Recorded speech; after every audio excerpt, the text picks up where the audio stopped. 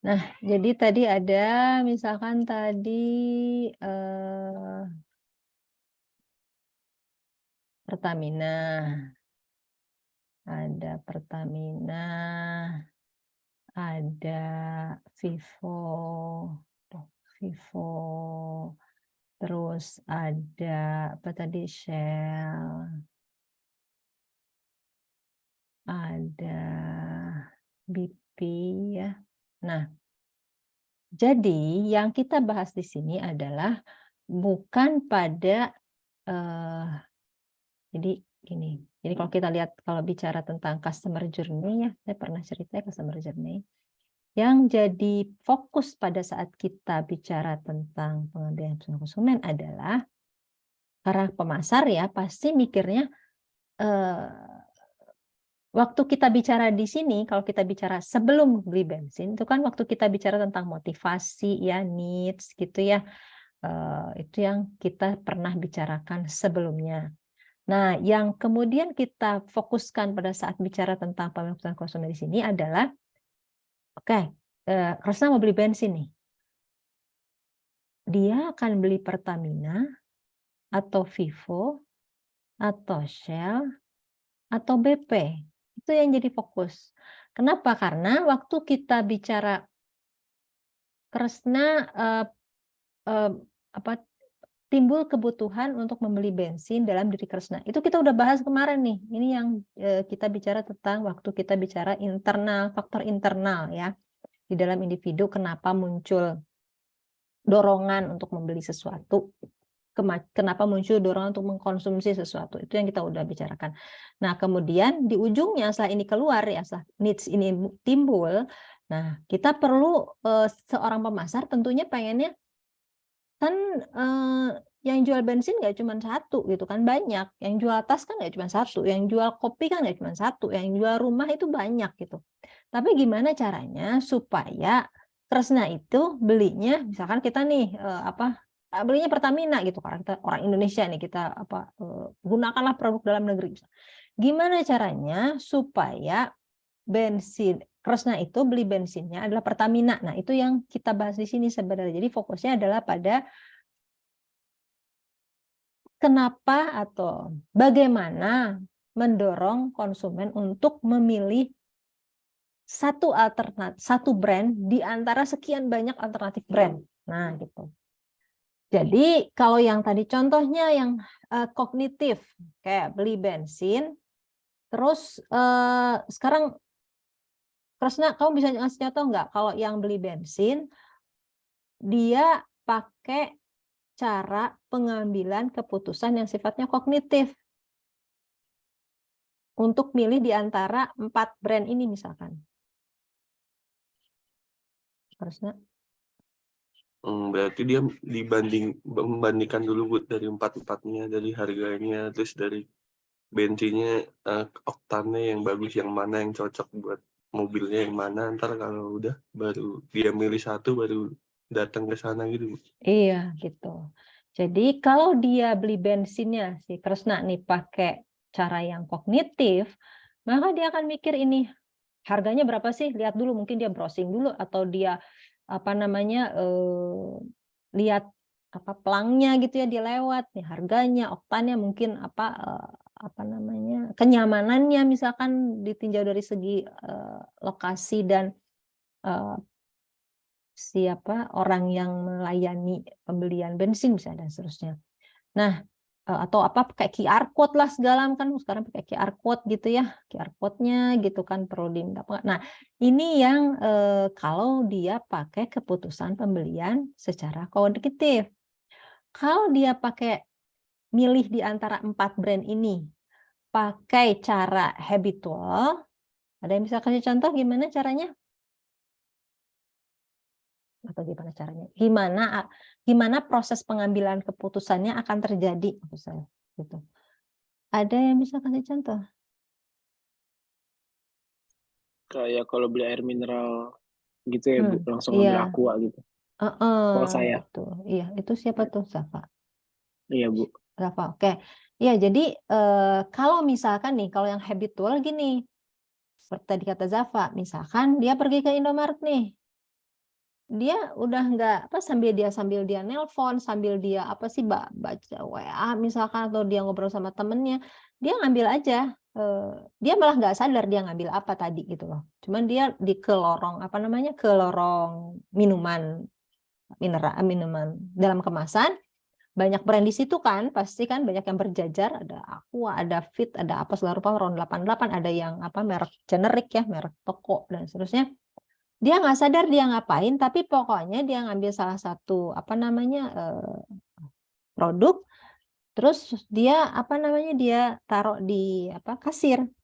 Tanpa dia sadar, dia ngambil brand apa. Tanpa dia pikirkan, maksudnya tanpa dia pikirkan dia akan mengambil brand apa, tapi begitu dia ngambil ternyata dia ngambil Aqua. Dan itu kenapa dia Aqua? Karena dia selalu sebelum-sebelumnya gitu ya, sebelum-sebelumnya selalu beli Aqua atau ibunya selalu beliin dia Aqua gitu ya, atau di rumah dia selalu tersedia Aqua, sehingga begitu dia membutuhkan air mineral, dia nggak pakai mikir gitu ininya nggak perlu mikirin, nggak dia lihat dulu harganya, nggak dia lihat kandungannya misalkan, atau dia lihat ada promo atau enggak, dia langsung ambil Aqua aja gitu. Nah, itu yang namanya keputusan pembelian yang sifatnya kebiasaan atau habitual. Jadi sifatnya otomatis, dia nggak disadari, nggak pakai tahapan pertimbangan yang panjang dalam melakukan suatu pembelian. Nah, sebagai pemasar tentunya kita pengennya sih kebiasaan nih sebenarnya. Kenapa? Karena kalau kebiasaan kan sulit ya, yang namanya kebiasaan ya, itu kan sulit kan untuk diubah. Ngebentuknya kan kayak bagaimana Aqua bisa membentuk proses pengambilan keputusan pembelian yang habitual kepada Zafa gitu ya, dan keluarga, ya itu kan melalui proses yang panjang, waktu yang lama gitu, sampai kemudian itu menjadi habit ya, dia kayak udah nggak sadar lagi, udah nggak dipikirin lagi. Nah, untuk bisa sampai ke situ itu perlu effort marketing yang cukup besar. Nah, jadi kalau udah sampai kebiasaan habitual, ini sebenarnya satu keuntungan besar untuk pemasar karena dia akan tidak mudah bagi kompetitor ya untuk mengganggu atau mempengaruhi konsumen tadi untuk berpindah. Jadi kalau misalkan ada brand baru gitu ya, ada brand baru di TV gitu ya, misalkan brand air mineral baru di TV atau di YouTube misalkan, untuk membuat Zafa kemudian waktu dia butuh air mineral misalkan, terus tiba-tiba dia beli produk baru itu nggak gampang gitu, karena harus mendorong munculnya yang kognitif gitulah. Jadi kalau ada new product gitu ya kan, ini kan dia biasanya beli yang Aqua, udah kebiasaan seperti itu. Nah, kalau ada brand baru, kita mau mendorong si pemasar brand baru tadi pengen kebiasaan ini jadi berubah, maka dia harus mendorong dari yang kebiasaan jadi kognitif gitu. Jadi dia harus mendorong supaya Zafa ini waktu dia pergi ke Indomaret dia mikir gitu loh belinya. Jangan sampai dia bukan lupa ya. Jadi ya itu tadi alam bawah sadarnya yang bekerja gitu. Yang unconscious mind yang bekerja. Nah, supaya unconscious mind-nya tidak bekerja, maka perlu sesuatu yang mendorong Zafa ini mikir dari sisi mendorong supaya timbul rute utama. Kalau Anda ingat kemarin yang ALM, Elaboration Likelihood Method ya, pada proses pengambilan keputusan, gimana caranya supaya yang asalnya diloncat ya ke periferal itu ke jalur utama yang kepikiran gitu, ke proses kognitif. Nah, Zafa gimana sih kira-kira bisa dorong seseorang, misalnya Zafa nih yang asalnya selalu beli Aqua, tiba-tiba sekarang beli merek baru, misalnya merek ITB misalkan gitu, atau merek apalah, merek MTI misalnya gitu ya, misalnya ada brand baru merek MTI. Apa sih kira-kira yang bisa mendorong yang kebiasaan tadi berubah menjadi ke proses pengambilan keputusan yang kognitif? Kalau saya sih paling awal dari word of mouth dulu ya Bu. Misalkan ada yang ngasih tahu, nih produk MTI lebih oke nih gitu. Kan saya jadi berpikir lah, habis itu kemudian selanjutnya baru saya lihat spesifikasi produk ini apakah emang dia lebih baik atau tidak. Oke. Jadi salah satunya menurut Safa itu word of mouth. Baik. Nah, ini tuh tiap orang akan beda-beda ya yang bisa mendorong seorang dari yang kebiasaan menjadi ke kognitif untuk membuat atau mendorong orang tersebut membeli satu produk baru. Nah, ini 3 ya, diingat-ingat ya ada 3 kategori pengambilan keputusan pembelian oleh konsumen. Nah, sekarang kita mau masuk ke nih, sebelum kita bahas lebih dalam yang 3 tadi ya, ada yang bisa jawab enggak? Dalam kondisi mana probabilitas dari si perempuan ini ya, si ibu-ibu inilah atau siapalah mahasiswa ini ya, wanita ini akan lebih besar ketika dia misalkan tadi mau beli skincare nih, dihadapkan dengan merek 3 alternatif merek produk ya, produknya skincare misalkan dengan 3 merek yang berbeda, atau pada kondisi B di mana dia dihadapkan oleh 7 alternatif produk, merek produk. Tadi yang skincare siapa ya? Aku Bu Syafira. Oke, Safira, silakan. Safira akan lebih apa ya? Lebih probabilitas membelinya lebih tinggi yang mana? Yang dihadapkan dengan 3 merek atau dihadapkan dengan 7 merek? Probabilitasnya kayaknya yang 7 merek, Bu. Soalnya kemungkinan lebih sesuai sama produknya lebih mungkin, soalnya lebih banyak. Oke, Safira yang ini yang 7 merek ya. Baik, kita lihat. Ada yang namanya consumer hyper choice phenomena. Jadi, studi menunjukkan, misalkan ada 100 orang nih, konsumen ya, diberikan 6 choice, 6 pilihan produk yang sama, 6 brand, sorry ya, 6 brand dari satu produk yang sama. Maka yang akan beli berapa? 30%. Tapi kalau dia diberikan 100 orang tadi diberikan 24 pilihan merek produk, maka yang beli hanya 3%. Jadi kalau diberikan pilihan hanya sedikit, 6 choice, 30% yang akan beli.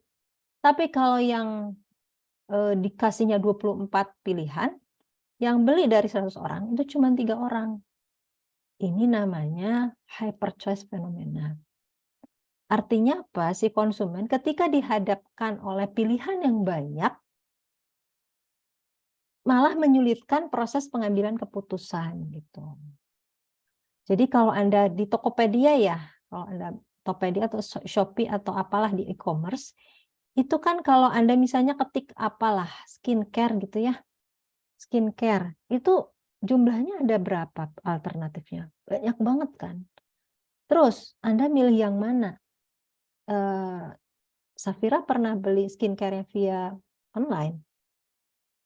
Pernah, Bu. Baik. Terus kamu ketik misalkan skincare, itu kan munculnya banyak ya. Yang Iya, kamu Bu. pilih itu yang mana? Yang atas-atas sih, Bu, yang terkenal. Brand. Berdasarkan brand gitu ya? Iya, Terkenal tuh brandnya atau masih lapaknya? Kan kalau yang lapaknya apa sih? Kayak toko online-nya atau brandnya? brandnya sih, Bu. Brandnya. Kamu nggak merhatiin nama toko penjualnya? Iya, Bu. Baik. Nah, jadi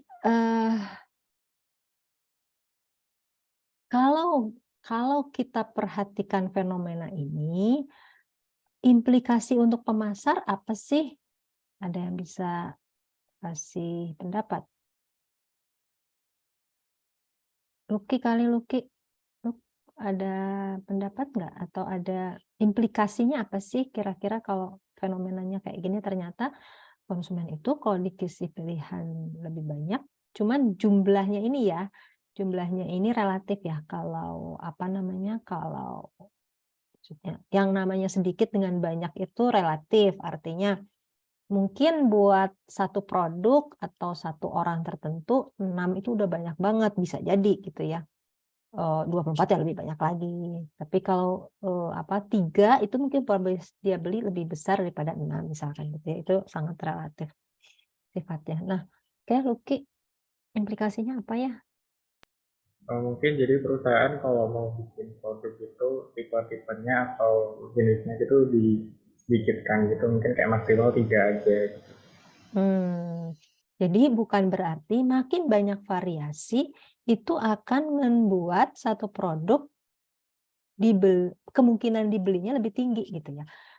Kasus nyata adalah P&G. Pernah dengar nggak P&G? Pernah dengar asal mula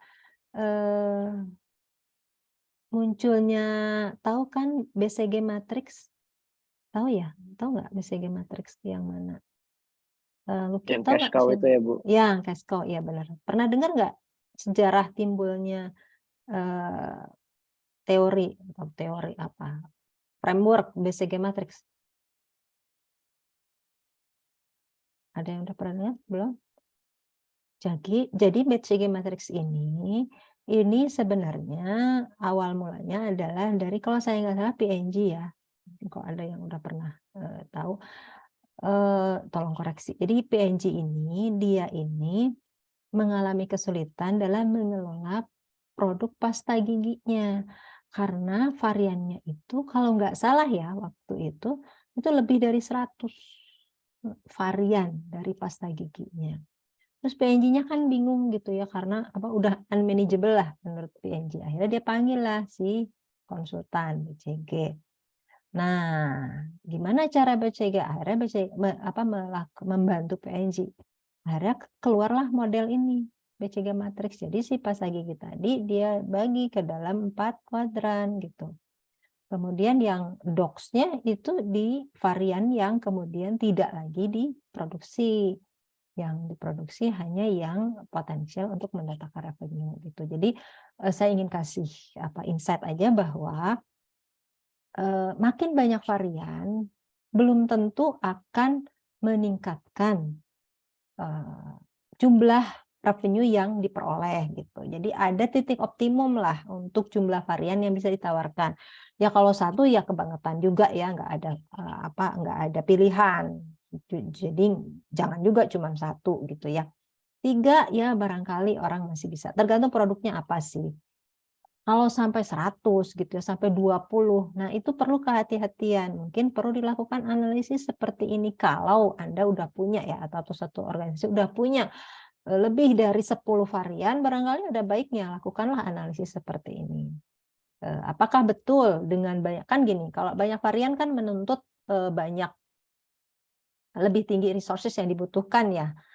Misalnya dalam hal kalau misalnya dia produk manufaktur ya, mungkin dalam hal chicken fixture-nya atau dalam hal skill dari pekerjanya, atau dalam hal bahan bakunya, jadi lebih varian bahan baku yang harus disimpan gitu ya. Itu yang jadi barangkali perlu dievaluasi ya.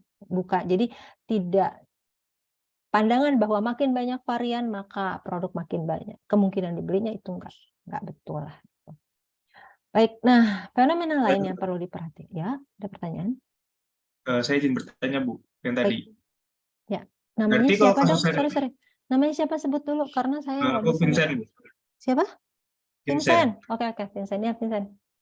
Berarti kalau misalnya di supermarket, orang-orang tuh bakal lebih jarang beli daripada di misalnya Indomaret gitu. Gara-gara pilihannya lebih banyak. Orang lebih jarang beli daripada di Indomaret. Karena Indomaret produknya lebih sedikit. Sekarang saya tanya nih, Vincent, kamu lebih sering kemana? Ke Indomaret atau ke yang kamu maksudkan tadi, apa yang lebih banyak? Misalnya kayak saya mau beli ciki. Nah. Di Indomaret kan cikinya terbatas. Kalau di supermarket itu kan kayak cikinya banyak banget gitu. Hypermart misalkan ya, atau apa yang besar, Giant misalkan gitu ya. Giant masih ada nggak sih? Enggak ya. Sekarang udah jarang nih yang besar-besar. Jogja gitu. Jogja, oke. Jogja sama apa tadi? Indomaret. Oke, menurut Anda di Indomaret pilihan lebih sedikit daripada di Jogja. Terus mau beli ciki, maka Iya. Berarti kalau menurut fenomena ini kan harusnya ini ya. Kalau di supermarket gitu di Yogyakarta kan orang lebih jarang beli gitu karena pilihannya banyak. Baik. Jadi kalau kaitannya dengan apa itu namanya retail ya, dengan retail, jadi gini, kalau misalkan gini nih ya, di sini misalkan apa tadi, air mineral gitu ya, air mineral. Atau tadi ciki ya, apa snack ya tadi contohnya. Snack gitu ya, misalnya produknya. Di sini cuma ada di Indomaret nih, cuma ada 6 pilihan. Di apa namanya, di Jogja itu ada 24 brand, 24 pilihan gitu ya. Artinya waktu Vincent nih pergi ke Indomaret mau beli snack, probabilitas dia beli akan lebih besar daripada waktu dia ke Jogja karena dia pusing terlalu banyak pilihan. Kayak gitu kan jadinya. Nah, sebetulnya dalam proses pengambilan keputusan di retail tadi, ini kalau prosesnya bersifat kognitif, jadi artinya gimana sih?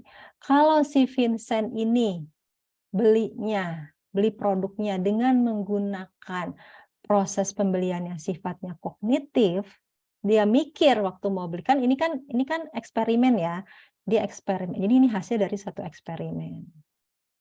Di mana pada saat eksperimen ini didorong orang untuk beli dengan cara proses pembelian secara kognitif. Jadi dia harus mikir gitu loh. Nah, kalau makin banyak pilihan, itu ada namanya cognitive fatigue, orang capek gitu loh.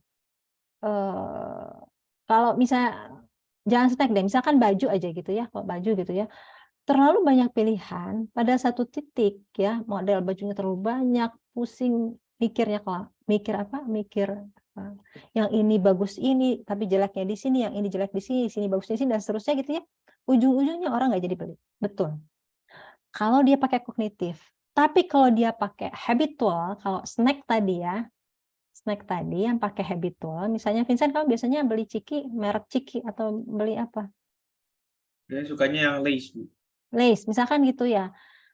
Dia udah di kepalanya udah ada Lay's gitu ya. Nah, itu udah nggak ngaruh lagi gitu. Kalau di di supermarket itu banyak banget brand, dia udah nggak mikir mau apa gitu. Dia langsung aja ngambil Lay's. Jadi yang habitual itu udah nggak ngaruh sama banyaknya choice, karena kalau habitual dia ya udah pakai kebiasaan aja. Itu satu. Terus yang kedua, kalau dia berapa waktu yang disediakan oleh Vincent untuk melakukan proses pembelian tadi. Kalau Anda ke Indomaret, itu kan kenapa sih Anda lebih milih, kalau saya gitu ya, kenapa saya milih ke Indomaret daripada ke Jogja? Kapan saya milih ke Indomaret daripada ke Jogja? Karena waktu saya sedikit misalkan gitu ya. Terus saya udah tahu banget apa yang mau saya beli. Gitu. Saya nggak sedang, bahkan saya pernah cerita tentang variety seeking. Saya lagi nggak kepengen cari variasi. Saya udah pengen, cuman mau beli Lay's untuk snack di rumah. Udah itu aja. Maka saya pergi Indomaret. Tapi kapan saya ke Jogja? Ketika saya punya cukup banyak waktu, saya mungkin bawa anak-anak saya gitu ya, nggak sendirian, saya sama keluarga saya sambil experience di sana yang ingin di share sama keluarga gitu ya, experience berbelanja. Atau yang lainnya retail terapi, pernah saya cerita ya, retail terapi ada orang yang shopping itu jadi alat untuk menghilangkan stres, menghilangkan emosi negatif lah gitu ya. Itu yang dilakukan pada saat retail terapi. Saya pilih yang besar gitu ya. Saya pilih ke Jogja, maksud saya ke Jogja. Nah, pada saat itu kalau misal disitulah peluang untuk orang tidak melakukan. Orang-orang dengan kategori yang tadi saya ceritakan ya, dia punya cukup banyak waktu, dia pengennya experience, dia pengen lagi retail terapi misalkan. Nah, pada saat itu kemungkinan berubah dari habitual ke kognitif itu menjadi lebih besar pada saat kondisi yang saya sampaikan tadi. Nah, maka choice yang banyak itu menjadi lebih lebih mungkin seseorang untuk mengubah brand yang asalnya dia beli, misalnya asalnya dia beli selalu Lays, tapi karena dia lagi banyak waktu nih, Vinsa lagi banyak waktu, dia lagi jalan-jalan, dia sempat gitu lihat, ini ada brand lain nih, terus dia ternyata lebih sehat, kandungan nutrisinya dia sempat baca kandungan nutrisi seterusnya gitu ya. Nah, pada saat itulah banyak pilihan memungkinkan terjadinya probabilitas pembelian untuk produk yang di luar kebiasaan tadi menjadi lebih tinggi. Gitu, Vincent? Oke, terima kasih, Bu. Tapi emang iya kan, kalau Anda pergi ke Indomaret, Anda tuh yakin beli sesuatu kan, udah yakin apa yang Anda mau beli. Sementara waktu Anda pergi ke Jogja, Anda kan saya mau beli apa? Ya paling mau beli apa gitu ya, satu produk gitu ya. Untuk yang lain ya lihat-lihat dulu deh gitu kan. Kalau ke Jogja biasanya saya mau lihat-lihat alternatif juga sih, Bu. Jadi yang asalnya, kalau Anda mau habitual, Anda pergi ke Indomaret. Kalau Anda mau yang kognitif ya, lagi banyak waktu, pergilah ke Jogja, gitu kan. Nah, jadi strategi pemasarannya jadi akan berbeda gitu. Kalau makanya kan Anda lihat Trans ya, Trans tuh lagi banyak banyak tutup ya, kan gerai-gerainya. Nah, mungkin salah satu hal yang bisa dilakukan yang tadi kan dia sebenarnya punya Trans Studio, jadi mendorong orang untuk spend time lebih banyak di tokonya itu. Experience harus yang didorong, karena kalau nggak experience orang perginya nggak akan ke Trans gitu, orang perginya akan ke Indomaret, yang ke toko-toko kecil atau beli online gitu. Sementara akibatnya toko-toko besar seperti hypermart itu ya, yang emang nggak memberikan nilai tambah lain selain belanja doang, itu menjadi kurang bisa bersaing dalam kondisi sekarang. Tapi kalau Anda lihat Jogja ya, saya juga Jogja ini kan salah satu supermarket yang bagus ya strateginya, sehingga dia bisa bertahan sampai sekarang gitu. Tapi cuman dia kan fokusnya hanya nggak Jawa Barat juga ya, di kota-kota tertentu lah, dia nggak ekspansinya nggak terlalu besar, dia fokus di beberapa kota. Tapi kalau Anda lihat, dia berhasil bertahan di tengah-tengah banyaknya supermarket yang tumbang. Nah, strateginya apa sih? Dia experience enggak loh. Kalau Jogja apa sih? Mungkin si Vincent ya. Sen, menurut Anda strategi dia sampai dia berhasil apa sih Jogja? Saya sih suka ini, Bu. Ke Jogja kan saya suka ini ya, makan magic overnight loh, yang bulan lilit. Roti bulan Jadi lilit. kalian beli itu aja gitu. Baik, jadi dia dia keluarkan produk yang unik, cuman dia doang yang beli, yang jual ya. Iya, kalau nggak ada itu orang nggak akan ke sana gitu ya. Oke, salah satu strategi yang dilakukan sama Jogja dan bagus banget. Dan juga dia, kalau saya lihat ya, dia sebenarnya nggak besar-besar amat kan tokonya, bandingin sama hypermart misalkannya. Dia nggak yang hyper supermarket, tapi dia supermarket. Jadi kalau lihat choice-nya juga nggak terlalu banyak juga. Nggak sebanyak kalau Anda bandingin sama Carrefour, sama Trans ya, sama itu. Nggak banyak juga loh choice-nya. Brand yang disediakan untuk satu jenis produk itu nggak terlalu banyak, sedang aja menurut saya. Tapi orang dia diberikan harga yang ya, strategi harganya bagus, strategi variasi produk yang diberikan bagus, strategi dia ternyata bikin brand untuk satu produk yang ternyata happening gitu ya, sekarang jadi tren orang bulan lilit segala macam. Ya bagus menurut saya Jogja. Strateginya di tengah-tengah kondisi sekarang ternyata dia lebih unggul daripada yang lain. Dan dia juga fokus sih, dia nggak berani ekspansi terlalu besar gitu kan, jadi dia bisa manage lebih baik. Itu mungkin kunci keberhasilannya Jogja. Baik, nah fenomena lain ya terkait dengan pengambilan keputusan ada yang namanya self-regulation. Apa sih self-regulation? Bahwa orang itu cenderung untuk merencanakan, saya nanti mau konsumsi apa sih, gitu ya. Atau saya akan, respon saya terhadap suatu tawaran atau alternatif konsumsi akan seperti apa sih, gitu ya. Jadi sebetulnya dilakukan implementation, jadi kita itu punya implementation intentions, kita udah nyusun rencana nih sebelum melakukan satu. Sebagai contoh nih, karena saya ini ceritanya masih lebaran ya, suasana lebaran. Siapa sih? Safira ya, Safira, kamu lebaran kemarin Salma ya, sorry, bukan Safira, Salma kan di Bandung ya. Salma, waktu lebaran si Mamah bikin apa aja? Di rumah ada apa aja? Ada opor Ada sama opor, gulai, gulai, rendang, rendang, ketupat ada dong. ketupatnya nggak bikin sih Oh, dulu. nggak bikin. Oke, nasi malah. Gak ada nasi. Oh, nggak nasi. Terus lontong. Kentang.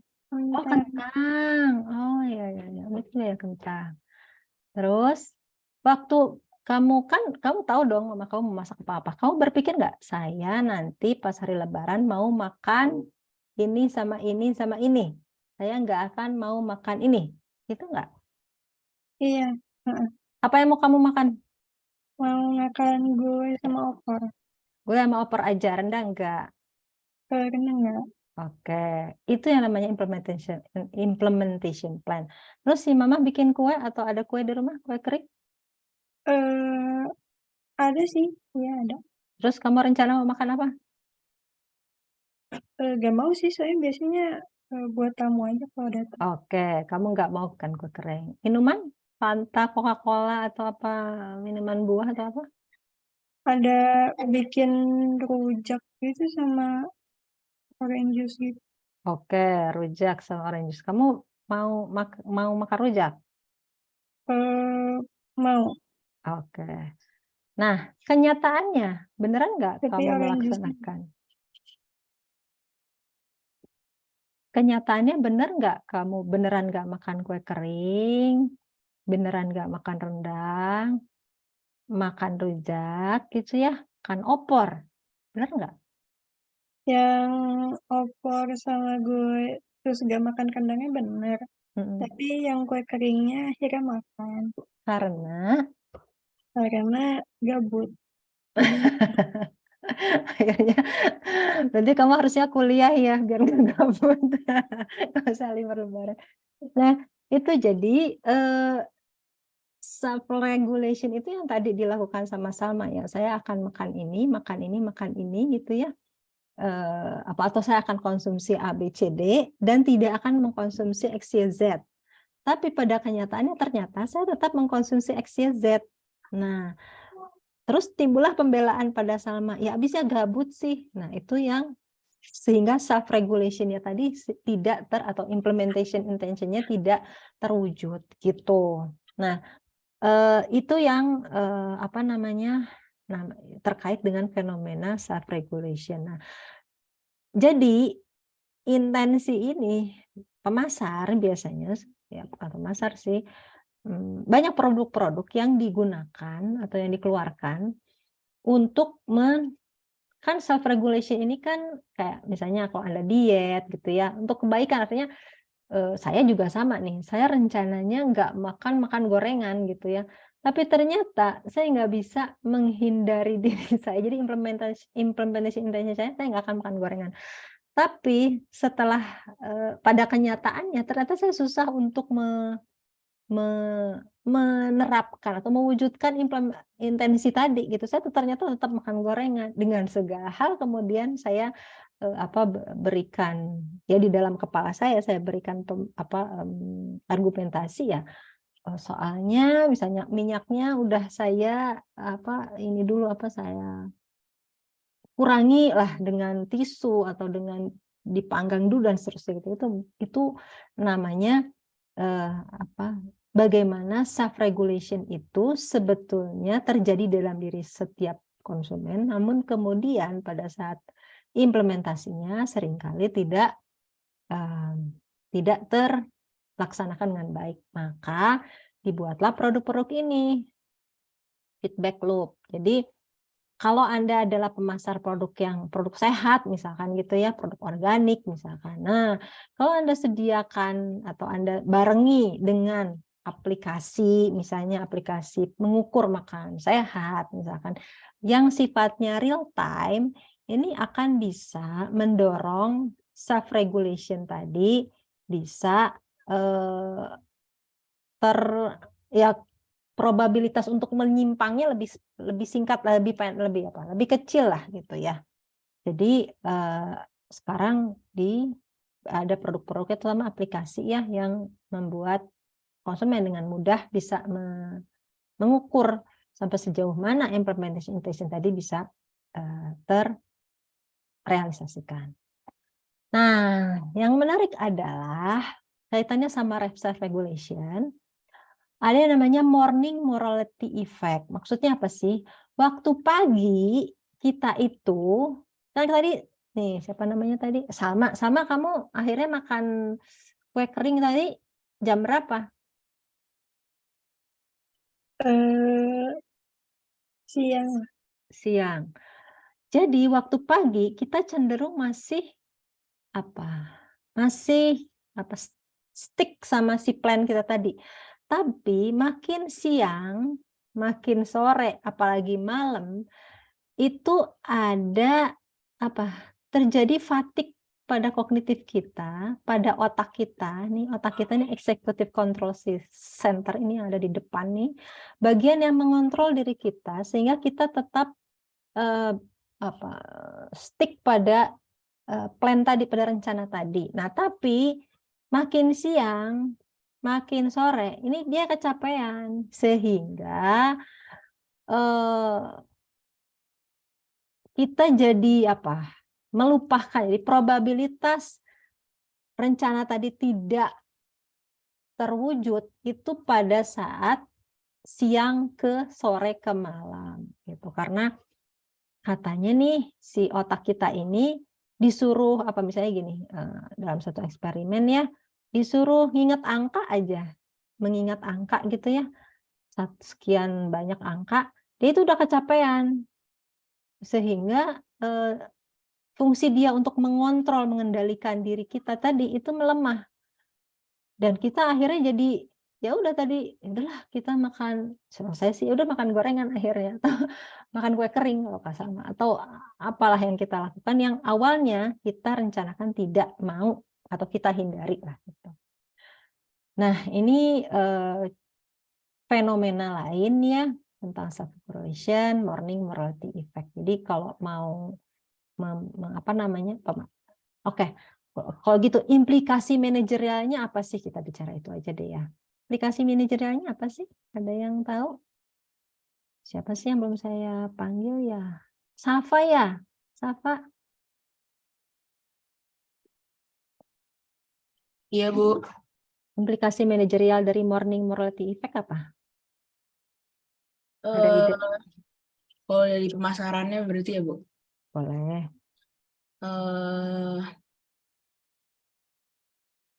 Mungkin berarti ngeluarin promosi-promosinya saat siang, Bu.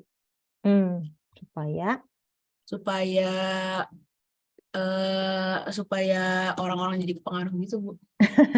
Kalau produknya apa? Kenapa, Bu? Kalau produknya apa? Kalau produk makanan sehat baiknya di blastnya di pagi atau di siang atau di malam? Kalau Anda misalnya produknya adalah mie instan tanpa pecin misalkan, kapan Anda sebaiknya, atau jangan itu teh, sereal apa sih yang ada granola ya, oke. Granola sebaiknya itu disampaikan di siang, pagi atau malam? Di malam. Pagi, siang, atau malam?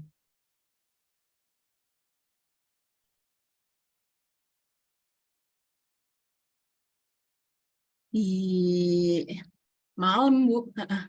Malam. Apa? Kenapa malam? Karena biasanya dia, tapi ini sehat ya, Bu? Ya, terserah, boleh aja, tergantung dari pesan yang kamu sampaikan sebenarnya. Soalnya dia tuh misalnya dia kan udah ada plan untuk diet nih, Bu. Terus kan pagi-pagiginya dia masih semangat kan, Bu, masih ingat. Terus tuh kalau malam kan biasanya udah lupa kan, udah kedisrupsi, udah capek. Makanya aku buat makanan sehat ini mendingan malam biar ngebantu si orang tersebut untuk mengingatkan kembali ke dietnya gitu sih, Bu. Jadi pesannya gimana nih? Maksudnya bentuk komunikasinya atau apa ya? Tagline-nya atau bukan tagline, apa sih? Komunikasi pemasarannya seperti apa? Atau mungkin kalimatnya atau apa, jargonnya apa yang akan diberikan? Lapar malam-malam, Terus? makan ini untuk tetap bisa makan. Atau mungkin ingat apa, coba ingat-ingat yang apa udah dimakan tadi gitu ya. Makan siang itu makan apa gitu kan. Coba diingat. Nah, sekarang kembali ke apa namanya, rencana Anda, rencana diet Anda semula misalkan. Oke, ya jadi tergantung dari pesannya sih sebenarnya, pesan apa yang mau disampaikan. Kalau pesannya kaitannya sama apa namanya, tadi mendorong supaya orang punya implementation plan yang baik di pagi hari, juga pakai apa namanya, makanan sehat. Tapi fokusnya atau apa namanya, penekanannya itu berbeda, cara berkomunikasi itu berbeda ketika Anda sampaikan makanan sehat itu di malam hari gitu. Baik, sekarang tadi kan ada 3 ya, ada kognitif, ada habitual, ada yang emosional. Nah, yang sekarang kita bahas itu yang kognitif dulu. Yang kognitif, tadi kan saya bilang ada step-nya sebenarnya. Pertama itu step yang sifatnya umum lah. Pengenalan masalah, pencarian informasi, evaluasi alternatif, pemilihan alternatif, dan di akhir, saya mau, keputusan saya apa? Saya membeli apa atau saya akan mengkonsumsi apa? Nah, kita akan bahas setiap step ini. Pengenalan masalah. Ini sebenarnya udah pernah nih ya, atau apa namanya, ini kaitannya sama motivasi needs ya, waktu itu bicara tentang needs. Jadi ada namanya opportunity recognition. Kapan opportunity recognition ini terjadi? Kalau kondisi ideal itu apa namanya, dipandang ternyata lebih meningkat lah, ada kondisi yang lebih ideal lagi, yang kondisinya lebih baik daripada yang sekarang. Nah, sehingga timbul gap ini tadi. Ada juga yang namanya need recognition. Ini yang pernah kita bicarakan, need recognition. Kapan need recognition? Kalau misalnya saya pernah cerita kondisi seperti ini, oh ternyata dia tahu-tahu lapar gitu ya. Maka timbul needs di sini. Jadi kondisi aktualnya lebih rendah daripada kondisi ideal atau kondisi keseimbangannya kalau waktu kita bicara need recognition. Nah, jadi kalau misalkan tadi siapa punyanya Zafa ya kalau nggak salah tadi si Zafa ini nih. Zafa ini pertama dia lihat mobil kok keren-keren katanya gitu ya. Nah, artinya dia melihat bahwa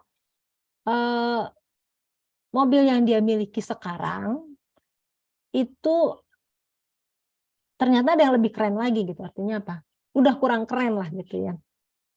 Sehingga dia melihat ada kondisi ideal di mana bisa dipenuhi, ditawarkan oleh brand atau produk lain untuk mencapai suatu kondisi ideal tertentu. Nah, ini namanya opportunity recognition. Kalau yang ini yang tadi, misalnya lapar, misalnya dia jadi lebih rendah daripada yang sebelumnya. Nah, ini yang namanya pengenalan masalah. Jadi pertama, sebelum Anda mengambil keputusan pembelian, sebetulnya tahap awal itu Anda Anda muncul masalah dulu gitu ya, muncul masalah dalam diri Anda, baik berupa opportunity, oh ternyata saya bisa tampil lebih keren loh gitu kan, dengan brand lain gitu ya daripada yang saya miliki sekarang, atau need recognition di mana awalnya nggak masalah gitu tiba-tiba mobil saya rusak atau AC-nya bocor misalkan itu ya, nah itu need recognition. Sehingga timbul kalau bocor-bocor terus kayaknya mending saya cari brand lain deh, atau beli produk lah gitu ya, produk lain deh misalkan gitu ya. Nah ini yang pengenalan masalah. Nah setelah kita tahu ada masalah, maka lakukanlah pencarian informasi. Yang Anda lakukan tadi, lihat review, kemudian lihat kompetitor ya, kemudian tanya sama orang misalkan ya, sama ibu atau sama orang tua atau sama saudara atau sama teman. Itu sebenarnya adalah proses mencari informasi. Jadi tahapan yang Anda berikan tadi itu ada step yang namanya mencari informasi. Itu bisa googling, bisa segala macam. Nah, fenomenanya ternyata siapa sih yang paling banyak nyari informasi? Ternyata yang paling banyak nyari informasi ya, jumlah pencariannya lebih banyak, itu bukan orang yang nggak tahu, tapi justru orang yang punya pengetahuan yang moderate, istilah tengah-tengah lah gitu. Artinya apa? Jadi kalau orang yang benar-benar nggak tahu ya, misalnya saya nih mau apa yang benar-benar saya nggak tahu.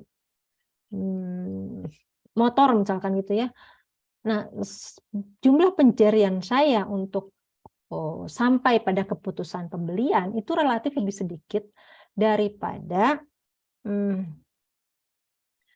si Fadil misalkan. Fadil yang dia udah tahu banyak tentang motor sebelumnya, sehingga waktu dia mau mengganti motornya atau dia mau beli motor lain atau mau mau inden motor baru misalkan itu, dia akan melakukan pencarian informasi yang lebih banyak.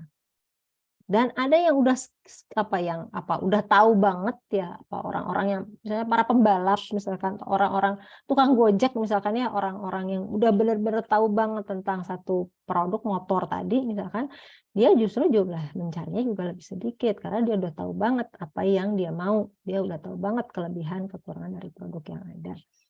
Nah, jadi kondisinya seperti ini tentang pencarian informasi. Nah, baik. Siapa ya yang belum saya tanya-tanya? Belum saya tanya-tanya, implikasi manajerialnya apa dong? Siapa ya?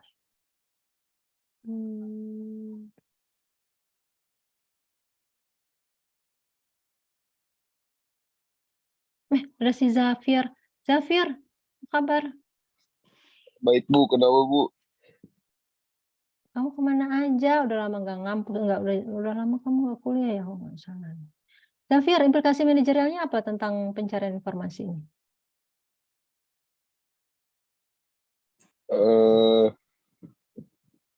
Untuk seorang pemasar ya? Ya,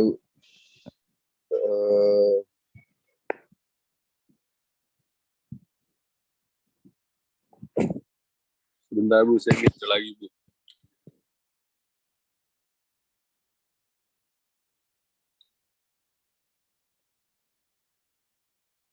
Kayak saya mesti lebih ngasih tahu info terkait suatu produk ke orang yang orang yang pengetahuannya lumayan ada Bu ke suatu produk. Kayak misalnya saya pengen ngejual mobil gitu Bu, terus saya ikut acara pameran mobil. Nah, biasanya kan orang-orang yang ikut acara pameran mobil kan punya pengetahuan tentang mobil tuh udah lumayan Bu ya. Jadi karena udah lumayan, saya mesti ngasih tahu spek-spek mobil ini apa aja. Soalnya biasanya kan orang yang udah punya pengetahuan walaupun nggak banyak pasti bakal lebih banyak searching tentang produk ya Bu. Ya gitu Bu kalau saya. Oke. Terus kalau kontrasnya apa? Kontrasnya kalau ke orang yang nggak tahu, misalkan kalau Anda jual mobilnya nggak ke pameran misalnya, kemana kamu bilang? Kalau kayak gitu saya bakal palingan naruh fotonya di Instagram doang Bu, soalnya kayak bisa orang yang kayak pengetahuan dikit kan kayak wah keren tuh, terus udah kayak gitu aja Bu, kurang detail nyarinya. Ya, foto yang bagus gitu yang jadi penting ya. Kemudian Iya. mungkin nggak perlu spek teknis yang kamu sampaikan, mungkin Harga. Baik, itu tentang pencarian informasi. Baik, makasih Zafir. Yang berikutnya adalah tentang pengambilan keputusan kognitif. Nah, jadi setelah tadi kan kita udah punya masalah, terus kita cari nih informasi untuk memecahkan masalah tadi ya. Misalnya ada tentang speknya, tentang brandnya ada apa aja, tentang performansi masing-masing brand dan seterusnya. Nah, step berikutnya kita akan evaluasi alternatif. Nah, waktu kita evaluasi alternatif itu setiap orang, ya bukan setiap orang ya, setiap konsumen, ya setiap orang itu setelah dia nyari informasi tadi, dia akan mengumpulkan apa yang nggak ditulis ya, belum tentu ditulis, mungkin di kepalanya. Nah, ada list brand-brand apa yang potensial untuk terpilih gitu ya. Ini yang namanya evoke set. Jadi evoke set ini adalah sekumpulan alternatif merek yang dimiliki seseorang, yang di-generate atau dihasilkan oleh seseorang berdasarkan hasil dari step sebelumnya, yaitu pencarian informasi. Gitu. Nah, yang jadi tantangan buat pemasar adalah gimana caranya, misalnya ini ada brand HIJ, brand K lah, katakanlah ada brand K gitu ya. Nah, brand K ini dia nggak masuk ke dalam evoke set. Ini bisa karena nggak tahu ya orangnya. Misalnya nggak kepikiran lah untuk memasukkan, atau mungkin waktu pencarian informasi brand K ini nggak keluar ya, nggak muncul. Atau hal lain bisa jadi brand K ini memang udah di blacklist sebelumnya gitu sama si konsumen tadi gitu. Nah, jadi kalau brand ini nggak masuk ke evoke set, ini udah ya pasti nggak akan kepilih gitu kan. Maka tantangannya gimana caranya pemasar bisa memasukkan brand dia ke dalam salah satu menjadi salah satu alternatif yang dipertimbangkan atau masuk ke dalam evoke set. Karena dari evoke set ini akan disaring sama si konsumen merek-merek tertentu aja gitu ya. Ini yang namanya adalah consideration set. Jadi ada 2 tahap. Tahap pertama dari hasil pencarian informasi, dia mengenerate satu list dari brand-brand tertentu berdasarkan hasil pencarian informasi tadi. Setelah itu, dia akan mengevaluasi brand-brand tadi, sehingga muncul brand-brand yang prioritas utama dalam pengambilan keputusan pembeliannya, yang namanya consideration set. Ya, dari sini barulah keluar brand apa yang dipilih. Jadi kalau ada produk baru, new product, tantangan pertama adalah bagaimana bisa new product ini masuk ke dalam evoke set aja dulu. Nah, ini yang enggak gampang, artinya ini perlu strategi pemasaran khusus sedemikian rupa sehingga pada saat melakukan pencarian informasi, si new product ini bisa muncul, bisa naik lah, atau bisa masuk ke dalam list yang dihasilkan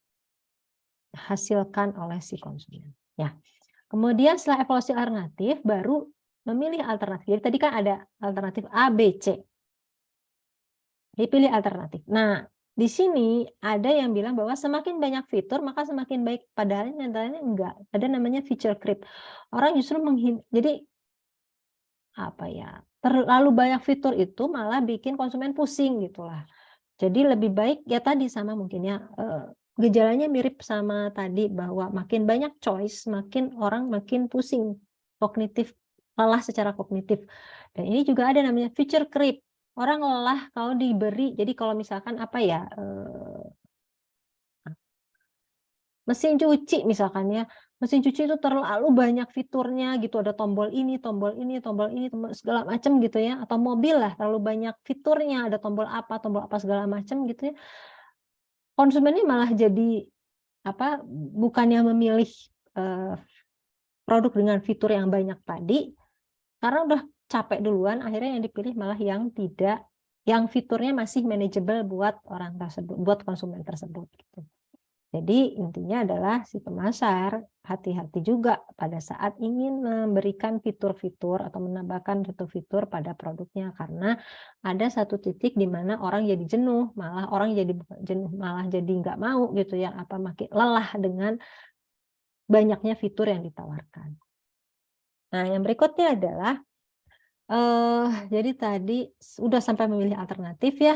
Nah, jadi ada studi yang namanya neuromarketing. Apa sih neuromarketing ini? Jadi ada para ahli mengatakan bahwa ada tombol buying gitu loh di dalam otak kita gitu. Jadi ada satu kondisi, bukan satu kondisi, satu bagian dalam atau satu stimulus tertentu yang bisa mendorong tombol buying tadi dipencet gitu oleh si konsumen. Nah, makanya kemudian muncullah ilmu atau disiplin dalam pemasaran namanya neuromarketing. Apa sih neuromarketing ini? Jadi gini, dikasih stimulus, otak itu ngapain sih gitu? Apakah akan terpencetkah tombol buying tadi gitu?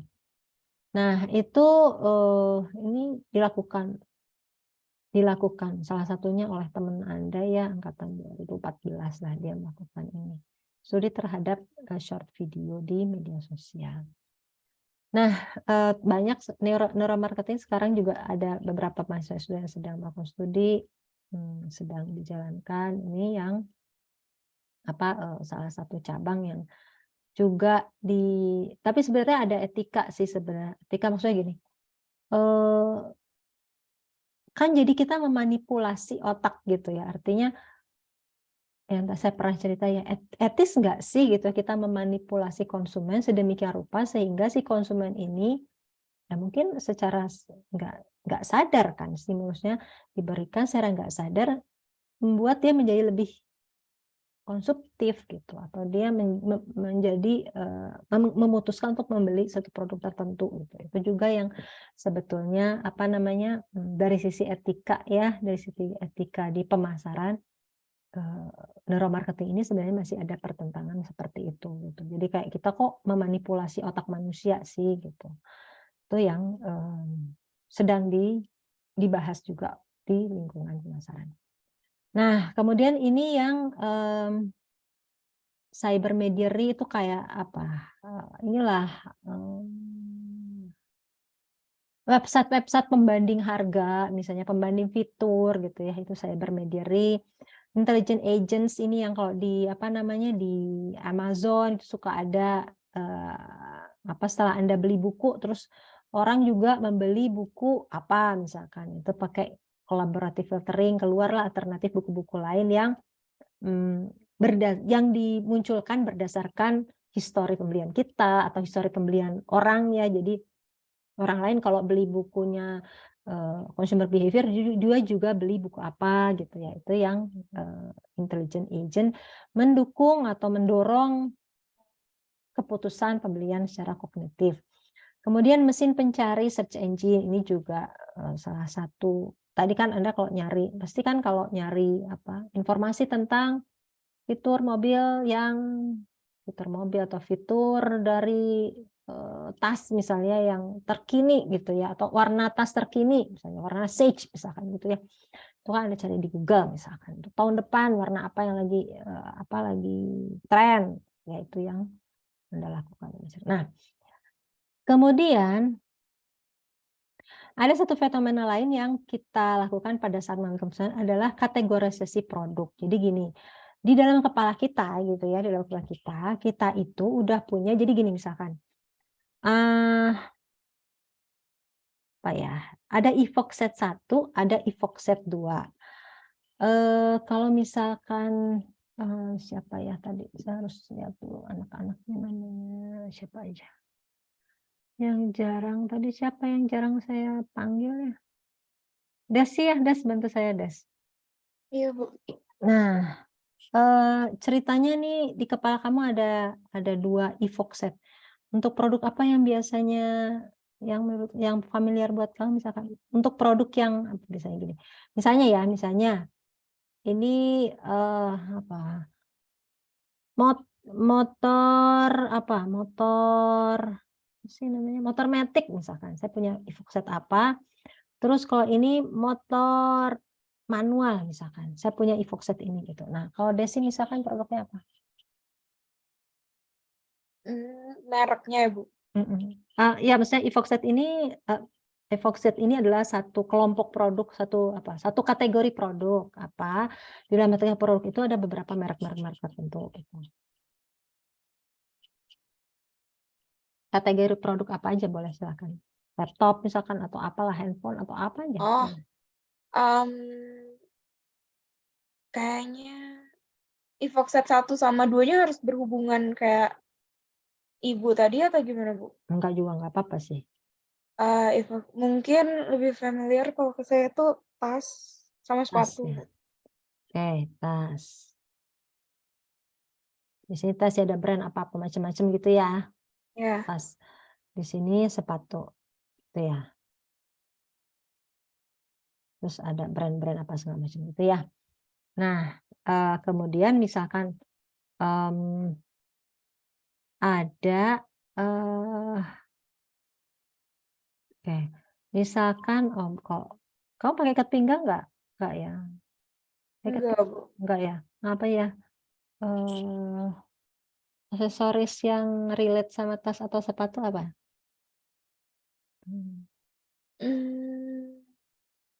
Kaos kaki, tapi itu sepatu doang. Iya benar. Ada ikat pinggang lah ya ceritanya ya, ikat pinggang Iya. aja lah, ikat pinggang. Nah, dengan brand X lah, brand X jangan XP yang udah brand apa yang belum K, brand K. Baru nih brand K. Nah, Desi itu akan itu baru gitu ya. Kan Desi biasanya nggak pakai ikat pinggang nih. Tiba-tiba ada ikat pinggang dengan brand K. Di Desi itu akan di dalam otaknya gitu ya, akan memproses informasi tadi, ini masuk Evoxet tas atau maksud Evoxet 1 atau maksud Evoxet 2 ya gitu. Kalau misalkan ini kalau misalnya merek M, ikat pinggang dengan merek K, ini masuk Evoxet yang mana? Yang 1 atau yang 2 gitu. Kenapa ini penting? Jadi sebagai produk yang baru muncul gitu ya, dikategorisasikan. Kalau dia nggak masuk kemana-mana, nah kemungkinan dia beli, kemungkinan Desi akan membeli merek M itu akan kecil gitu. Atau malah nggak ada, karena kan nggak masuk ke dalam list yang ada di kepalanya Desi. Maka pemasar produk baru, merek baru ya, produk baru atau merek baru, itu perlu mendorong si merek yang dia luncurkan tadi masuk ke dalam satu evoxet tertentu dengan membuat dia punya relasi atau mengkaitkan dia, merelasikan dia dengan merek-merek yang udah ada atau dengan produk yang udah ada sebelumnya yang sudah familiar dalam kepala si konsumen gitu. Jadi si ikat pinggang yang baru tadi misalnya merek K misalkan dia hubungkan dengan salah satu misalnya dengan bundling dengan merek D misalkan gitu ya, tas apa dia dibundling gitu ya dengan ikat pinggang merek K. Nah, sehingga di kepala Desi jadi muncul ada relasi antara merek D dengan merek M. Nanti dia akan masuk ke dalam Evoxet ini gitu. Nah, itu jadi bundling itu salah satu strategi yang dilakukan, yang bisa dilakukan oleh produk baru atau merek baru ya untuk mendorong si produk tersebut masuk ke dalam list daftar alternatif dari di kepala konsumen untuk alternatif pembeliannya. Nah, kemudian kategorisasi produk. Jadi waktu tadi kita melakukan pengkategorian produk ke Evoxet 1 atau 2, itu ada juga yang perlu kita perhatikan bahwa konsumen di dalam kepalanya itu membagi-bagi produk berdasarkan kategori tertentu. Nah, misalkan gini, sarapan gitu ya. Di sini contohnya adalah sarapan. Di kepala kita mikir sarapannya sarapan berat atau sarapan ringan. Superordinate levelnya itu adalah sarapan. Basic level sarapan berat atau sarapan ringan. Sarapan berat ini di kepala saya mikir nasi, bubur ayam, atau mie goreng. Ya, ini bisa brand juga, misalnya bisa aja sarapan berat, berarti nasi uduk, mbok apa misalkan gitu ya. Kemudian bubur ayam Mang Pak Kumis misalkan gitu ya, atau bubur ayam di sini bubur ayam Pak Oyo misalkan, boleh kayak gitu, bisa aja. Jadi di sini misalnya bubur ayam semua tapi mereknya berbeda. Kalau sarapan ringan di kepala saya, telur rebus atau sereal atau granola atau roti gitu, sarapan ringan. Nah, kenapa ini penting? Karena jangan sampai kategorisasinya salah gitu. Maksudnya misalkan sarapan berat, terus di kepalanya apa? Super bubur ya. Super bubur misalkan gitu ya.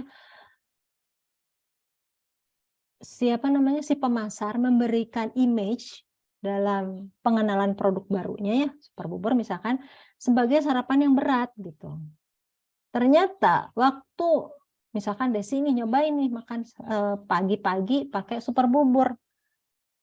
Tuh ini mah bukan berat katanya, ini mah ringan gitu kan. Sehingga akibatnya kesalahan dalam mengkategorisikan tadi membuat si super bubur tadi jadi tidak masuk ke dalam evoke set-nya Desi pada saat next time dia sedang memikirkan sarapan apa ya yang akan dia konsumsi di hari tersebut. Artinya apa? Ketepatan dalam memberikan image terhadap produk yang ditawarkan itu menjadi penting supaya apa yang dijanjikan, apa yang diberikan, apa yang kalau layanan ya apa yang disampaikan kepada si konsumen itu sesuai dengan kategorisasi yang ada di kepala, di benak si konsumen. Ya. Nah, itu tadi yang kognitif, udah selesai. Ada pertanyaan tentang yang kognitif? 10.14. Oke, kita break dulu barangkali ya. Kita break dulu selama berapa? 5 menit ya sampai 10.19. Break dulu sebentar, kalau Anda mau ke belakang atau mau minum segala macam silahkan, nanti kita lanjutkan setelah jam 10.20 dah. 10.20 kita lanjutkan tentang yang pengambilan keputusan itu. Ya, silahkan.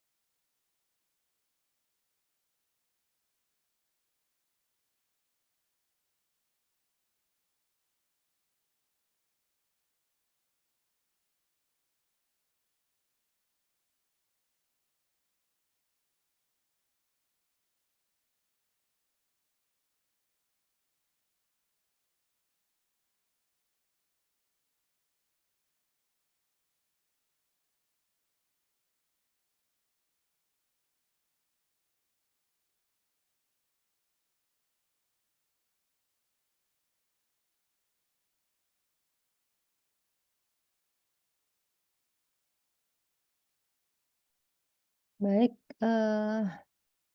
saya harap semua sudah siap lagi ya, kita lanjutkan materinya tentang yang habitual decision making. Nah, baik. Jadi, kalau tadi kognitif ini kita melalui proses yang cukup panjang lah, artinya melalui banyak effort kognitif yang besar, maka pada saat yang kebiasaan habitual, ini effort kognitifnya rendah, bahkan kadang ya bisa dikatakan mendekati nol lah, nggak ada usaha sama sekali gitu ya. Sementara yang efektif ini ya instan, tiba-tiba kita memutuskan untuk membeli sesuatu tanpa ada perencanaan sebelumnya. Nah, ini nggak dibahas banyak ya. Nah, yang sekarang yang habitual. Jadi dilakukan dengan usaha yang sedikit atau tanpa usaha, tadi yang saya sadarkan. Saya sampaikan tanpa usaha yang sadar maksudnya ya, tanpa usaha yang sadar. Jadi kita di kepala kita itu nggak ada effort untuk memikirkan memikirkan keputusan pembelian tersebut. Nah, kapan ini terjadi? Kalau sifatnya rutin. Jadi kalau sesuatu yang kita udah sering beli gitu ya, udah sering kita konsumsi, maka ini akan yang terjadi adalah pengambilan keputusan habitual. Nah, tapi pada pengambilan keputusan habitual ini kita perlu kritis kita perlu pilah juga ya, apakah itu masuknya brand loyalty. Jadi ada yang misalnya tadi kopi misalkan ya, selalu beli kopi kenangan misalkan gitu ya. Bukan karena habitual, tapi karena ya loyal sama kopi kenangan gitu. Nah, atau memang bersifat inersia, males mikir gitu ya. Cuman beli kopi aja, nggak usah mikir banyak-banyak gitu ya, nggak usah mengeluarkan effort besar lah untuk mikirin beli kopi misalkan gitu ya.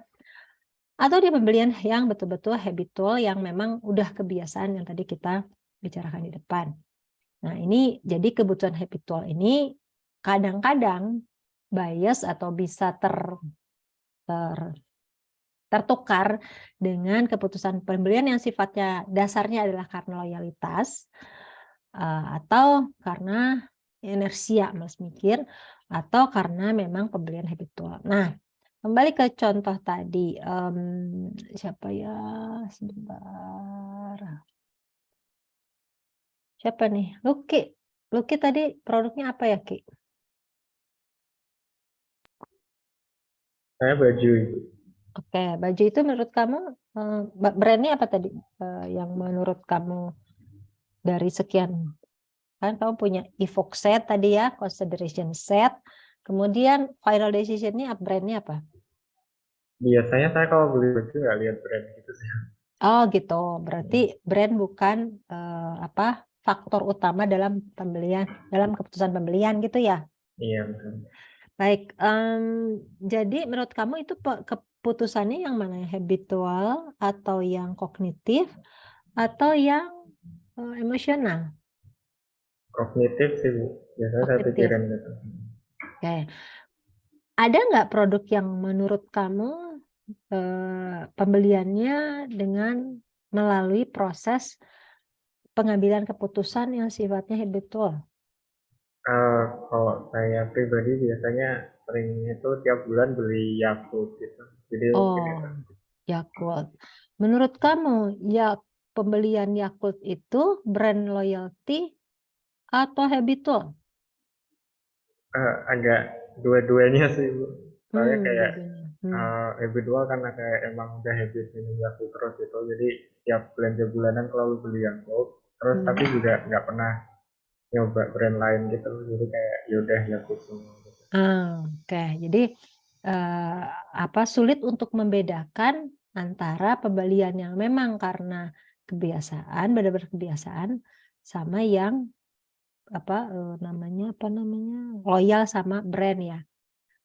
Pernah nggak punya keinginan untuk, kan selain Yakult kan ada apa sih namanya? Ada ya produk apa tuh namanya? Kok saya lupa. Cimory. Ya, cimori. Terus ada satu lagi apa sih yang cuman rasanya agak lebih manis, apa ya namanya? Saya dulu pernah nyobain itu. Pernah nggak kamu berusaha untuk mencoba atau pernah nggak nyoba brand lain? Sebenarnya kalau yang Cimory pernah sih Bu, tapi alergi gitu, jadi kembali ke Yakult. Oh gitu, ya. Jadi apa? Bukan inersia gitu ya, kamu pernah nyobain, tapi ternyata nggak sesuai juga dengan ini pencernaan kamu kali ya, sama badan kamu kali ya, sehingga kamu kembali ke brand Yakult. Nah, untuk keputusan habitual ini sangat tergantung dari bagaimana suatu informasi mengenai pilihan produk disampaikan. Jadi kalau tadi kan Lucky dia biasa beli Yakult gitu ya, selalu beli Yakult. Nah kemudian ada brand lain nih pengen membuat kebiasaan tadi jadi mengganggu ya kebiasaan tadi dengan ada brand lain nih sebenarnya gitu kan. Nah, ini ada 2 pilihan nih. Untuk bantu saya lagi ya. Ini ada gratis voucher belanja 100.000. Voucher ini akan hangus jika jumlah pembelian Anda dalam 1 bulan kurang dari 1 juta. Yang lain gratis voucher belanja 100.000 jika jumlah pembelian Anda dalam 1 bulan 1 juta rupiah. Manakah framing kan kita bisa tentang framing.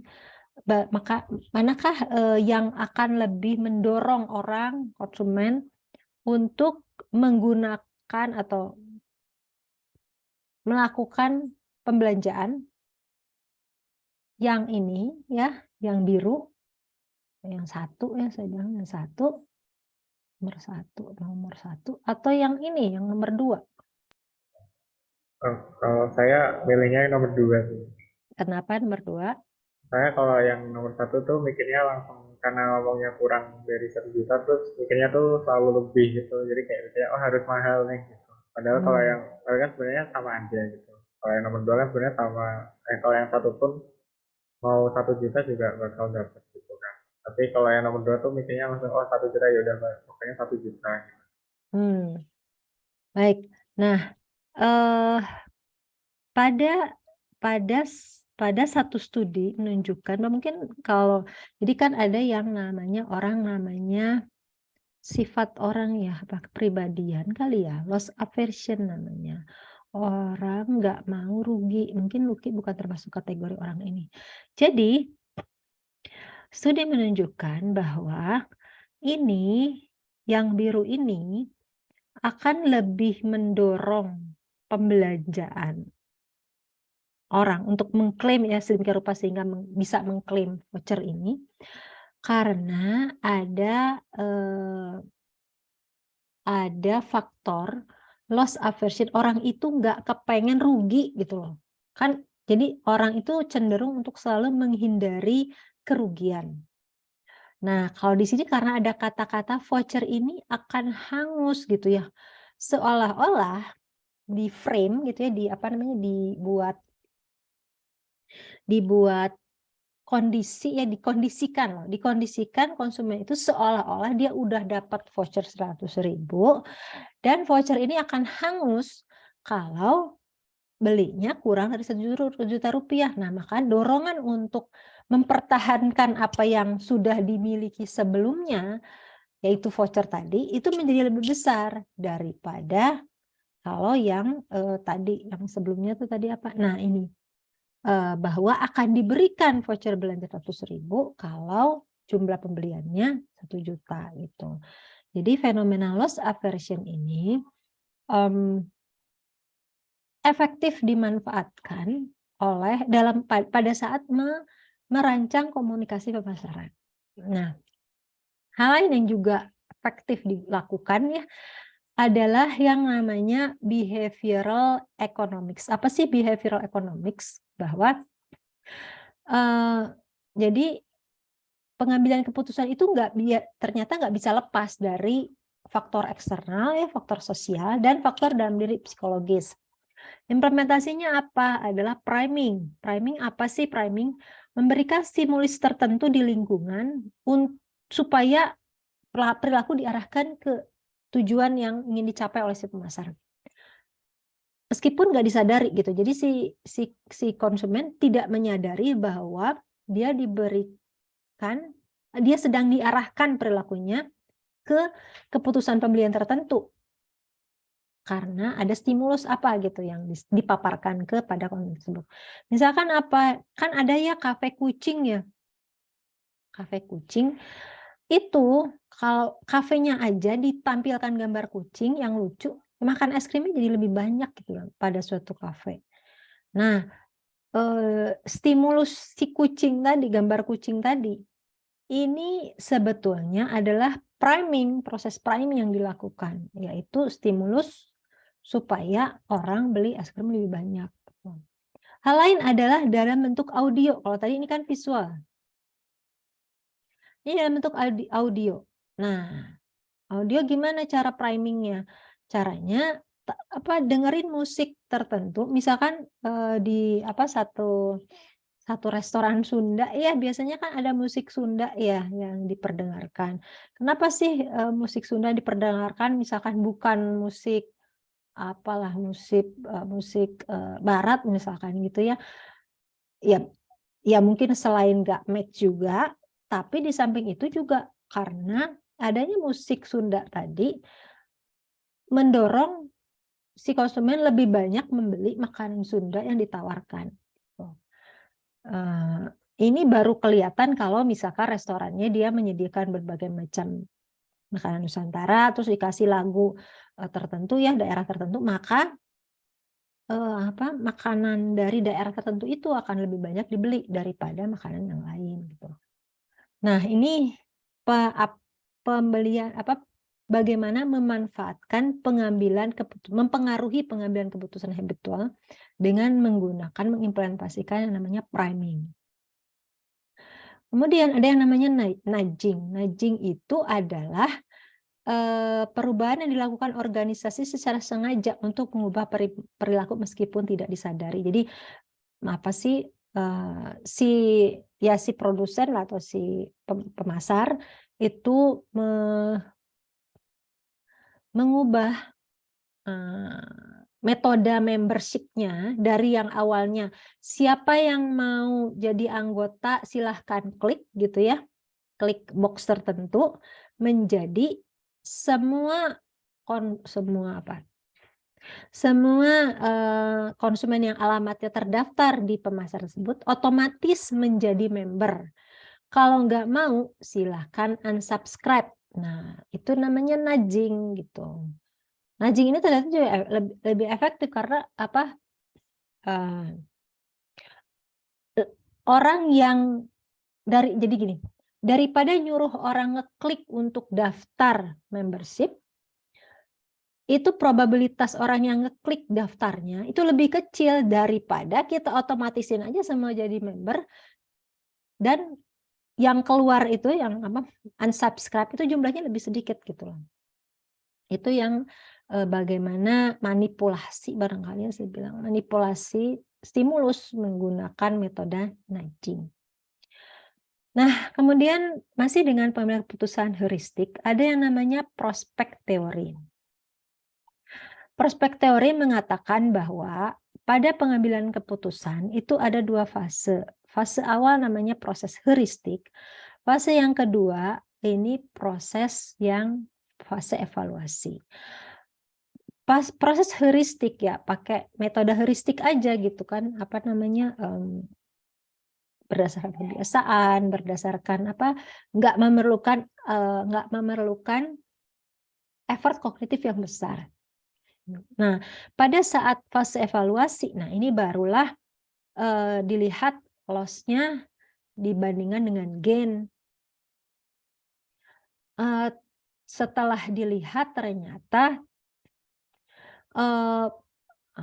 gain ya jadi bentuk grafiknya tuh ternyata seperti ini gitu. Ini loss. Ini loss di sini value. Nah, ditinjau dari gain sama value gitu ya. Ternyata pada saat yang pada saat fase evaluasi ini loss itu dinilai lebih gimana ya? Jadi gini, kalau kita value yang tadi loss aversion itu orang cenderung menghindari loss gitu ya. Nih, loss itu dinilai lebih tinggi ya.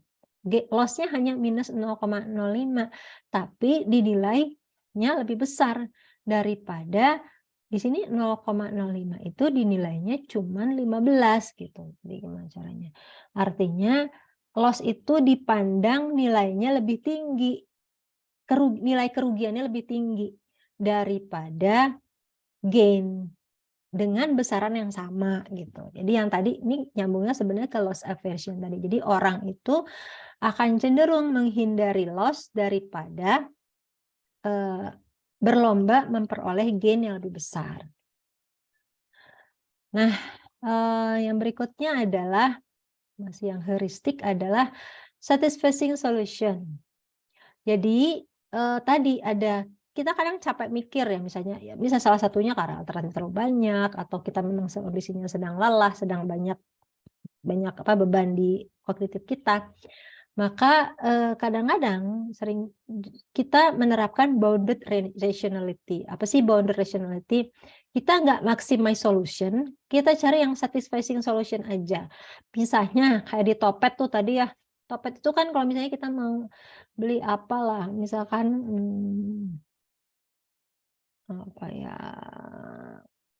kertas gitu ya, kertas 1 rim gitu ya. Itu kan yang keluar kemudian banyak banget ininya. Kalau di handphone tuh ya bisa sampai berapa page gitu kan ininya munculnya alternatifnya. Nah, apakah kita akan evaluasi seluruh alternatif tersebut untuk memperoleh maximization solution? Enggak. Kita ambil yang satisfaction solution aja. Udahlah, kita capek juga gitu ya kalau lihat semua, maka kita cari yang ya buat saya harga nggak terlalu mungkin nggak yang paling murah tapi masih reasonable lah, masih bisa saya terima, bisa wajar gitu ya, dengan kualitas ya lihat dari reviewnya cukup baik gitu, terus kualitas kertasnya juga cukup baik, ya udah satisfying solution aja. Saya nggak cari yang maximizing solution. Ini sering dilakukan juga oleh seorang konsumen. Terus seringkali bias, itu tadi seringkali keputusan yang habitual yang sifatnya heuristik itu ya bias karena kan nggak ada, saya tadi ya kaitannya sama bahwa kita memandang loss itu menjadi nilainya lebih besar daripada gain. Kemudian bias lain yang timbul misalnya adalah covariation, asal negara, merek yang familiar, harga. Saya gini, covariation ini misalkan gini,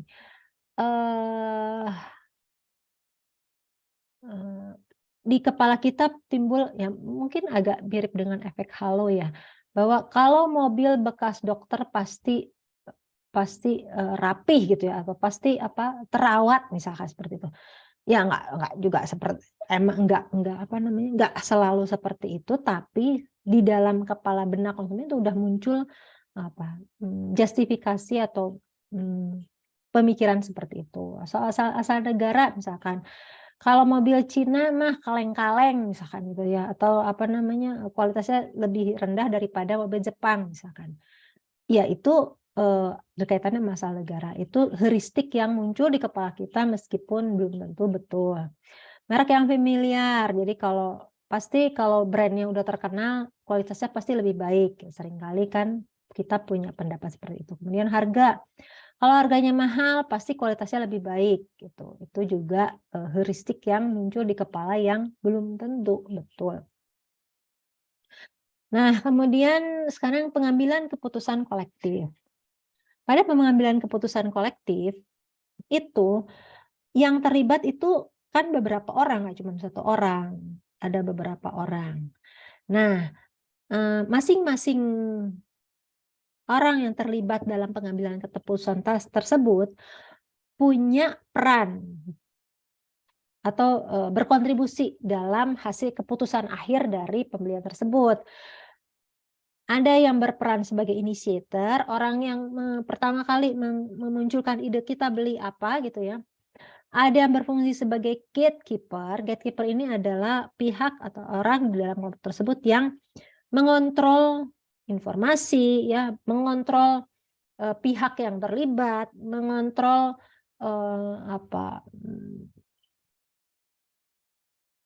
mengontrol orang-orang, jadi menyaring orang-orang yang boleh yang bisa masuk ke proses pembelian selanjutnya dan tidak gitu ya, itu gatekeeper. Admin nih biasanya sekretaris misalkan itu ya, ini gatekeeper di dalam organisasi ya. Kemudian influencer ini misalnya pakar ya, bisa bisa teknisi, bisa dari akademisi misalkan gitu ya, atau pihak-pihak yang dianggap punya kepakaran untuk membantu proses pengambilan keputusan.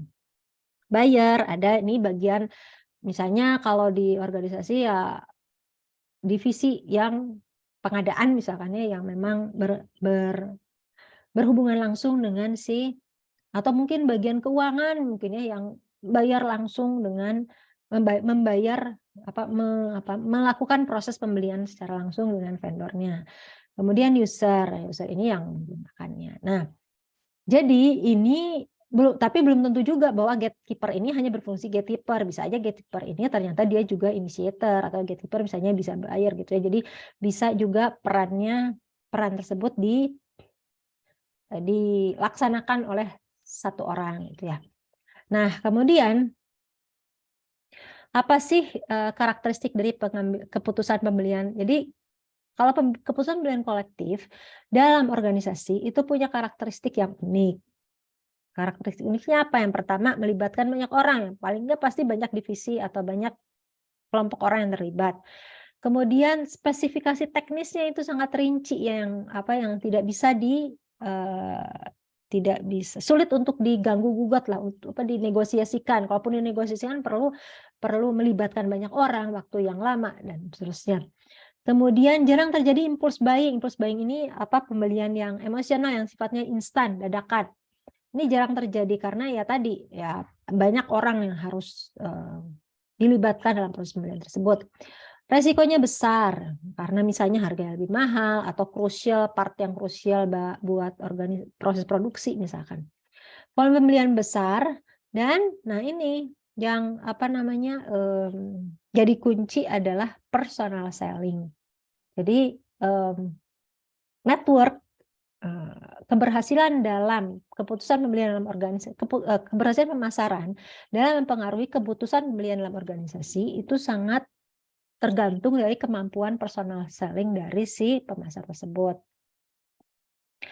Nah, yang berikutnya adalah Baikallas Theory of Purchasing. Jadi kata para pakar dalam ada 3 dimensi dalam strategi pembelian di organisasi.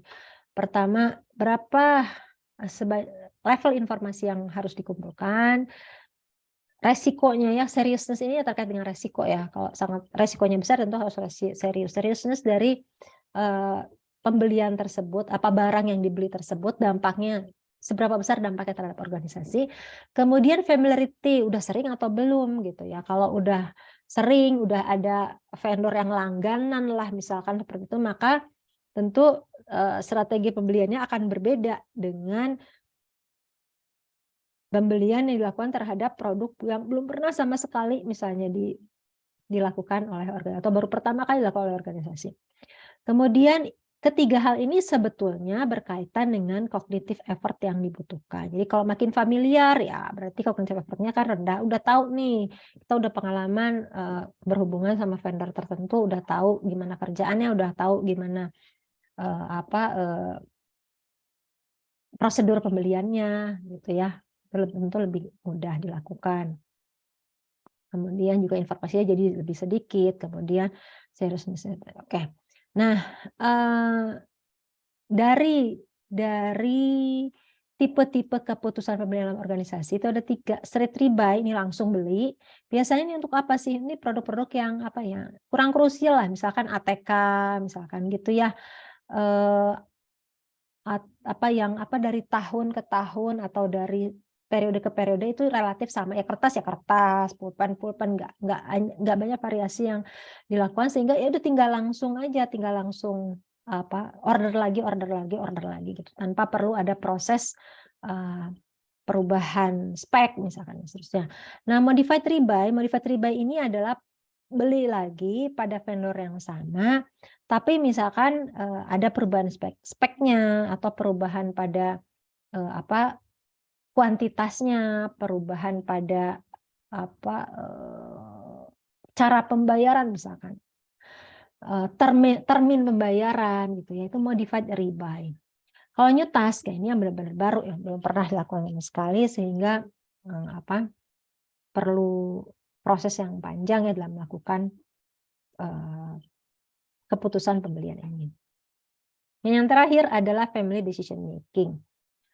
Nah, dalam family decision making ada 2 keputusan mendasar ya.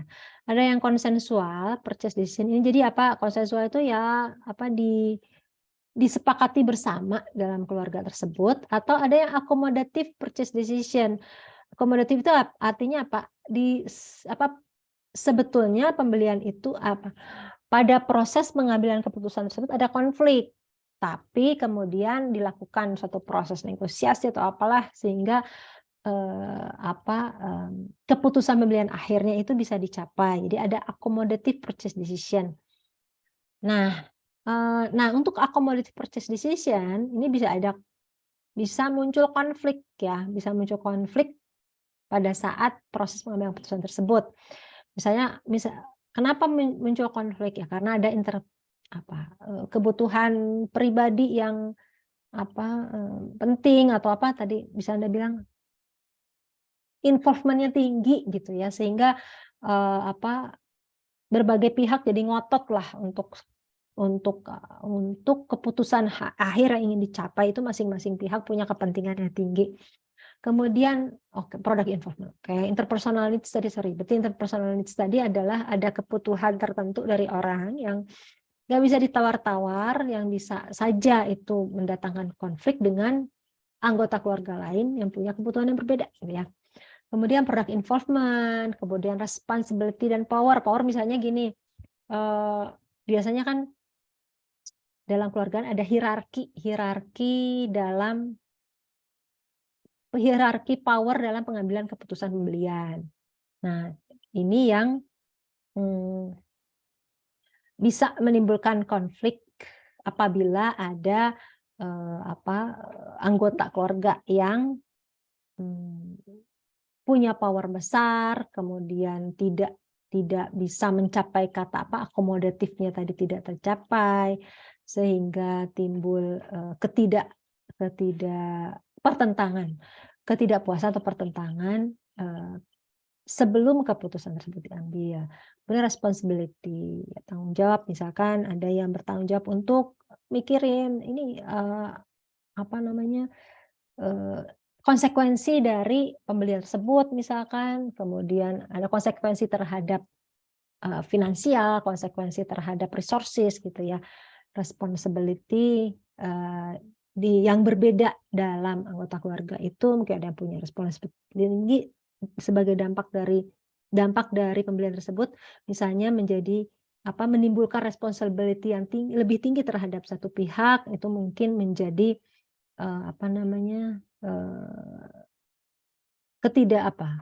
konflik, ketidaknyamanan pada pihak lain dalam anggota keluarga tersebut. Baik, sampai sini ada pertanyaan? 1 menit lagi. Fadil, ada yang mau ditanyain? Sejauh ini saya oke-oke saja, Bu. Baik, oke. Kamu bisa kasih contoh family decision making di dalam keluarga Anda? Ini, Bu, kayak saya mau beli, misalnya saya mau beli komputer, Bu. Tapi karena kan sumber penghasilan saya juga masih dari orang tua saya, Bu ya. Jadi ya etisnya saya sebagai anak minta izin juga lah, Bu, ke orang tua saya.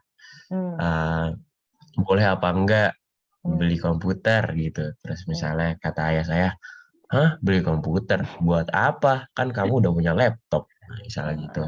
Terus saya berkompromi sehingga ayah saya bilang, ya udah boleh deh. Nah itu Bu, decision making di family saya itu di bapak saya Bu, kurang lebih kayak gitu. Ibu kamu nggak ada perannya? Oh kalau ibu saya, ya gimana ayah gitu Bu. Oh gitu. Kakak, adek?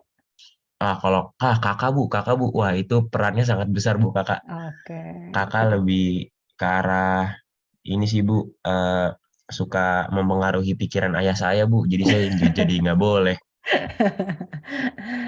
Nah itu yang power ya, makanya anak pertama. Kamu anak keberapa? Terakhir Bu. Oh ya. Jadi ada apa hierarchy of power dalam keluarga. Yang pertama siapa? Ayah Bu. Terus? Ayah, kakak, ibu. Oh gitu. Oke.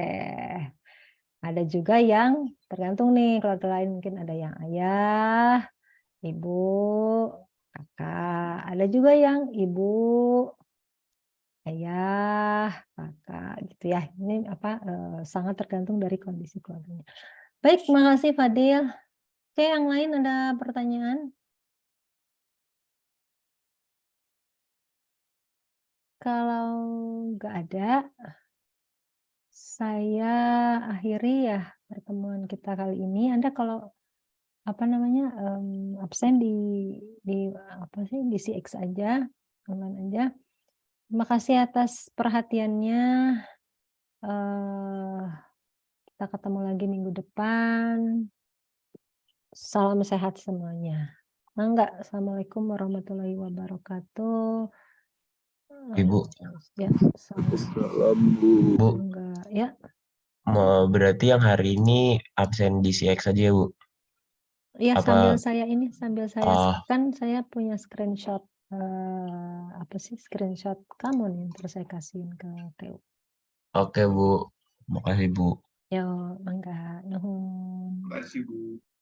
Makasih Bu. Makasih Bu. Oke.